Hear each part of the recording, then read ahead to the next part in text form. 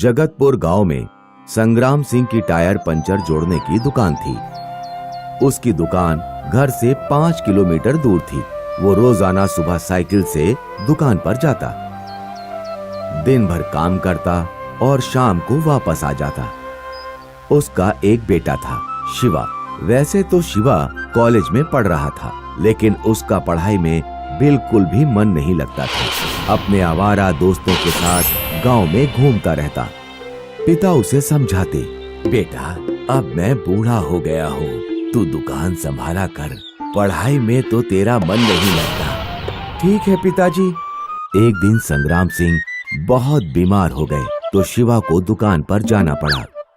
शाम को जब वो लौट रहा था तो रास्ते में उसे एक रोड रोलर दिखाई दिया। उसने देखा कि रास्ते में एक बूढ़ा आदमी दर्द से कराह रहा था और रोलर पर एक सुंदर लड़की बैठी हुई थी जो चिल्ला रही थी।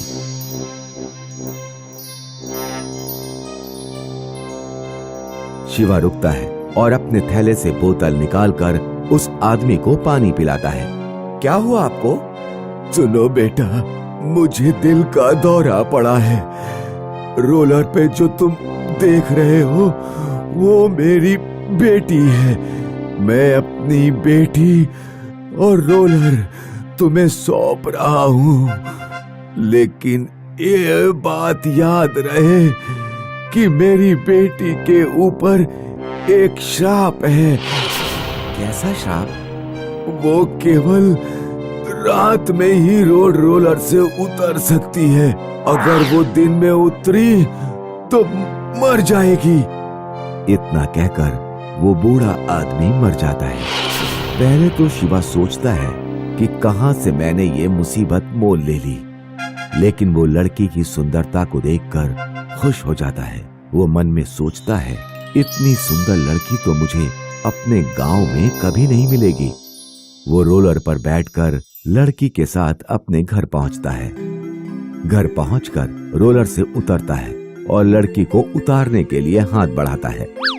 रुको, पहले सूरज डूब जाने दो, वरना धरती पे पैर रखते ही मैं मर जाऊंगी। जब सूरज डूब जाता है तो वो अपने पिताजी के पास लड़की को लेकर जाता है और पिताजी को सारी बात बताता है। पिताजी, मैं इस लड़की से शादी करना चाहता हूँ। ठीक है, अब तू बहुरिया को भी ले ही आया है तो फिर साथ में खुशी से रहो। जब सुबह होती है तो संग्राम सिंह देखता है कि लड़की रोलर पर बैठकर दातून कर रही है। तू ये कैसी लड़की लेकर आया है? ये तो कोई काम नहीं कर पाएगी। सुबह को नाश्ता खुद बनाकर देना पड़ेगा और खाना भी देना पड़ेगा। पिताजी, आप अपने गंदे कपड़े ले आइए और शिवा तुम बाल्टी में पानी ले आओ, मैं यहीं पर धो देती हूँ।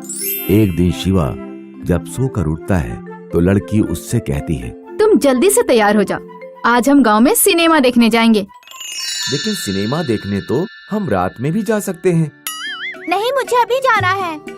जब दोनों रोलर से जा रहे होते हैं, पूरा गांव उन्हें देखकर हंसता है। साइकिल चलाने वाले बच्चे भी रोलर से आगे निकल जाते हैं। देखो, भैया और भाभी अपने लोहे की गाड़ी पर बैठकर जा रहे हैं, जो बैलगाड़ी से भी धीमी चलती है। रोलर से तो हम रात तक भी नहीं पहुंच पाएंगे। रास्ते में हर जगह रोलर में डीजल भरवाना पड़ता है। घर लौटते लौटते शिवा के सारे पैसे खत्म हो जाते हैं।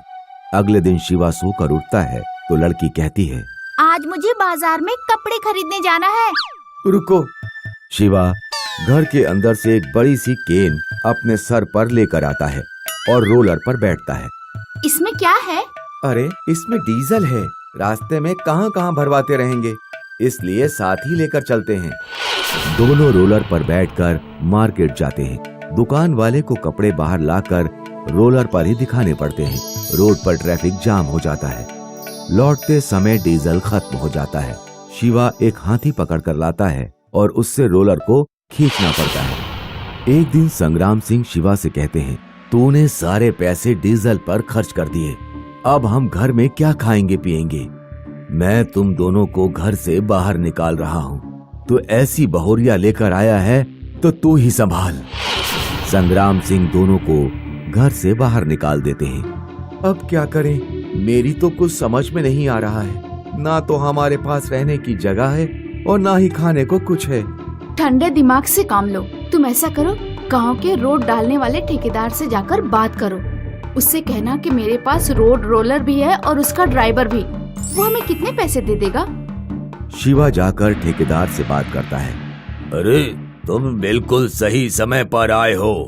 मुझे इस समय एक रोड रोलर और उसके ड्राइवर की बहुत जरूरत है। मैं तुम्हें मुंह मांगी कीमत दूंगा। शिवा खुश होकर लौटता है और लड़की को सारी बातें बताता है। लड़की दिन भर मेहनत से रोलर चलाती है और शिवा मजदूरी कर लेता है। इस तरह जल्द ही दोनों अमीर हो जाते हैं और एक बड़ा घर खरीद लेते हैं जिसमें रोलर भी आसानी से आ जाए। एक रात शिवा अपनी बहू को लेकर पिताजी के घर जाता है और उनसे कहता है, पिताजी अब आपकी उम्र काफी हो गई है, आप आराम करें, हम दोनों कमा कर लाएंगे। संग्राम सिंह लड़की से कहते हैं, मुझे माफ कर दो बेटी, मैं तुम्हें समझ नहीं पाया। फिर तीनों लोग खुशी खुशी एक साथ रहने लगते हैं। दोस्तों, इस कहानी से हम ये सीखते हैं कि जिस चीज को हम अभिशाप समझते हैं, अगर हम ठंडे दिमाग से सोचें तो वही चीज हमारे लिए वरदान बन सकती है।